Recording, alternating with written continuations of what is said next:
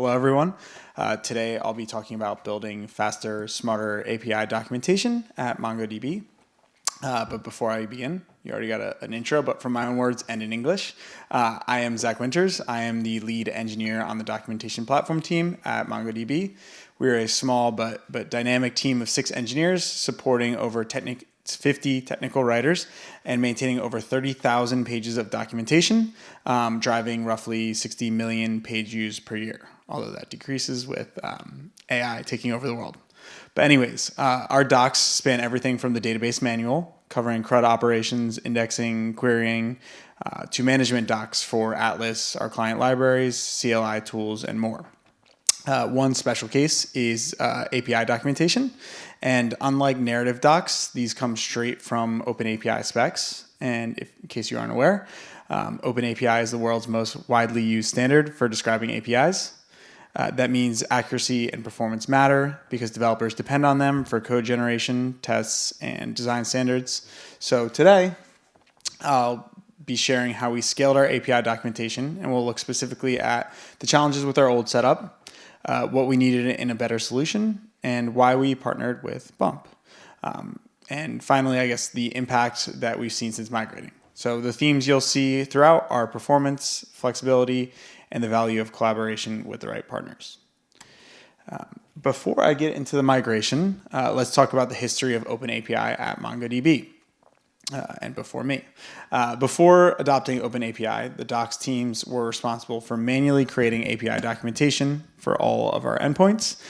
This quickly became a bottleneck because developers frequently introduced changes that required documentation, and no one likes writing documentation, except for maybe the technical writers in the room. And as a result, new endpoints and updates were often deployed to production without the corresponding documentation. So in 2020, we introduced Swagger core annotations into the Atlas codebase, and developers now annotate resources directly in code. And we automatically generate the OpenAPI specs. Thank you, OpenAPI. Following this introduction, we can actually auto-generate tools, which I believe the first presentation was discussing the auto-generation of CLIs and so forth. So we auto-generate the Atlas CLI, the Go SDK, and many more. So the specs became much more than just documentation, but rather the foundation for automation. But generating the spec is only part of the story. Quality and consistency are critical at scale. So we lint the specs using Spectral with custom rules to enforce consistency. We also use error prone at compile time to catch annotation mistakes early and before they make it into the spec.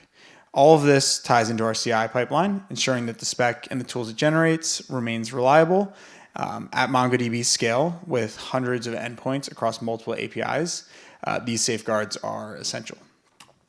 So, getting into our migration problem, possibly the most obvious benefit of OpenAPI is the auto-generation of documentation, but this is not one size fits all. Before Bump, we used the open source renderer Redoc from Redocly. This solution came with its limitations, so we actually forked this project to extend its functionality just to meet our requirements. At first, that gave us control, but we hit 3 main issues with that. We had slow load times, large specs load all at once with no streaming. I like how I'm tying these in. And don't render until everything's been loaded. We had limited customization, which ended up being the straw that broke the camel's back. Even after forking, we found that these options were minimal. And along with forking an open source repo, there was the maintenance burden every time the upstream changed. So, zeroing in on performance. As I mentioned, our specs are large, containing hundreds of endpoints, and Redoc wasn't built for incremental load or rendering, so load times dragged. You can see here 5 3/4 seconds or whatever. That's not good. The impacts of this were real. As I mentioned, slow rendering, long wait times, and probably most importantly, a lack of SEO discoverability. So beyond that, consistency matters in docs, and with Redoc, we couldn't easily integrate things like our action bar, feedback widget, or even dark mode. It felt disconnected from the rest of our docs experience. And finally, the cost of a fork. Forking seemed like a good idea at first. It helped us fight the customization constraints mentioned before, but maintaining a fork is a tax. Every upstream update was a gamble. We either patch it or fall behind. And that's not where we wanted to spend our engineering time, especially as a manager who has to answer to our stakeholders. You can see here, we decided to fall behind 126 times specifically. Now that it's clear our existing solution wasn't cutting it, what were we looking for? We wanted to stop fighting our tools. Our goals were simple. We needed docs that load fast, fit MongoDB's brand, and importantly, a partner we could collaborate with as our needs evolve instead of a black box vendor. With a lot of our documentation, we make a decision for now, and then in 5 years, ultimately end up regretting that. So we were looking for a partner that would grow with us along, hopefully, a 5+ year long journey. So what led us to Bump? First, they were based in Paris, which is a lot cooler than going somewhere in the States. Bump stood out for two reasons, performance and partnership. Their incremental rendering approach using turbo frames gave us a huge performance gain. And unlike larger vendors, they committed to delivering the customization features, which we needed as part of the deal, which was shockingly hard to find. Most open API documentation renderers are very rigid in what they render. So in this case, it wasn't just buying software. It felt like joining forces with a team that listened and shipped. Fast forward to now, we're now using Bump to render our API specs. So let's take a look under the hood. Let's walk through what happens when someone visits our API docs. When a request is made to docs/API or any other API endpoint, it first hits what we call Canopy, which is our proxy layer, our CDN, if you will, that fronts all MongoDB documentation traffic. Canopy forwards the request along with a custom header from Bump to authenticate the endpoints to our, second proxy or reverse proxy, B2K. That is a boy band reference, if anyone's familiar with the song Bump, Bump, Bump.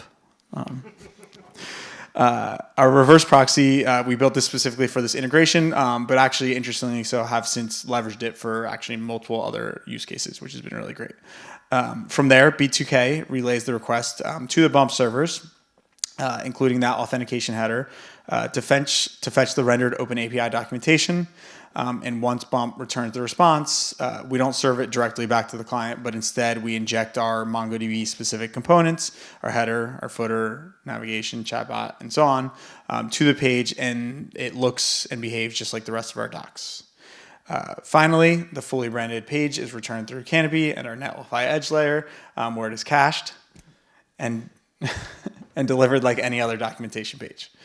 From the user's point of view, it feels like a native MongoDB docs page, but under the hood, it's being dynamically rendered by Bump and stitched into our platform in real time.